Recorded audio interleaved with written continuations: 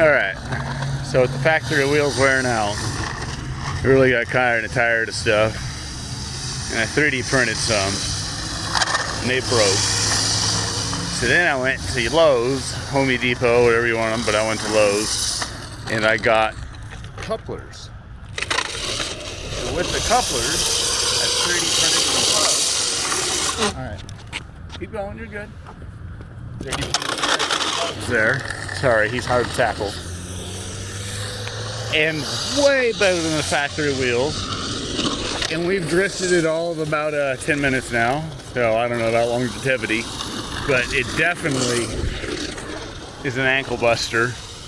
But last time, the factory wheels just chunked and you would see streaks all over. Right now, this slides so much better.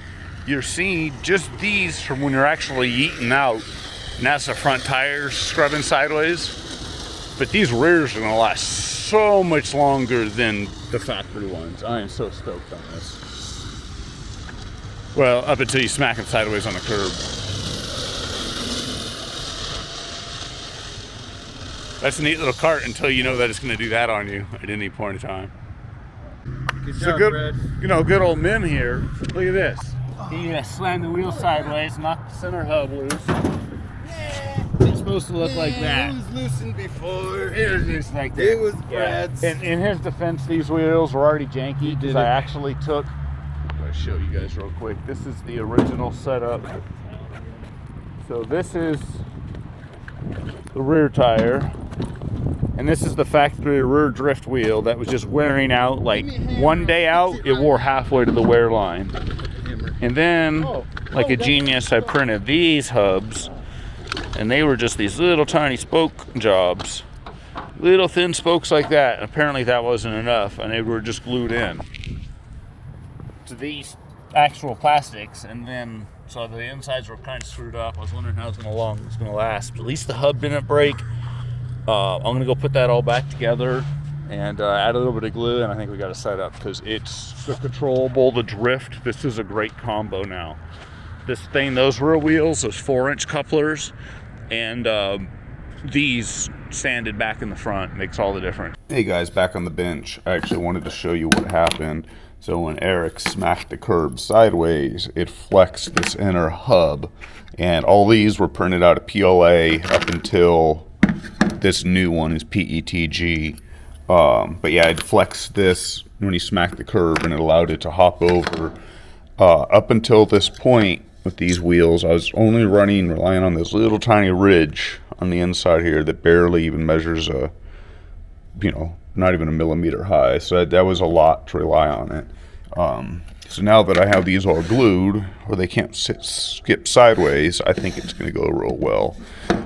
These here are just little nut zerts, put in backwards. I like to use them as thread inserts. The bolts are too long. I just did that to glue it all up. They'll get shorter bolts and Loctite here. I just finished gluing them last night, but I wanted to share this with you guys and show you the progress of 3D printing wheels and my learning experience, because it's like these little ones here. I'm gonna knock all this out, getting this out. Just did not survive, but they were 5mm spokes, and it's not much wider than that here, but because the way this flares out, it doesn't allow the thing to cantilever over and stays much stronger. But yeah, I just wanted to share my testings, trials, and tribulations of 3D printing up some wheels, because yeah, the factory ones suck, and these are a lot cheaper.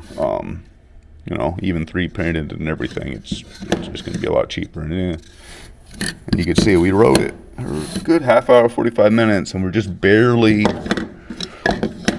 We want to compare that, maybe took a 1.5 millimeters, 2 millimeters off of the overall tread, and that's a lot quicker. The stock ones I probably got about that much runtime total on, and they're already they're chewed up the thickness of this. And plus, like I said, the bigger diameter and the width just makes all the difference. So I hope you guys get out, you print stuff, design stuff, learn stuff.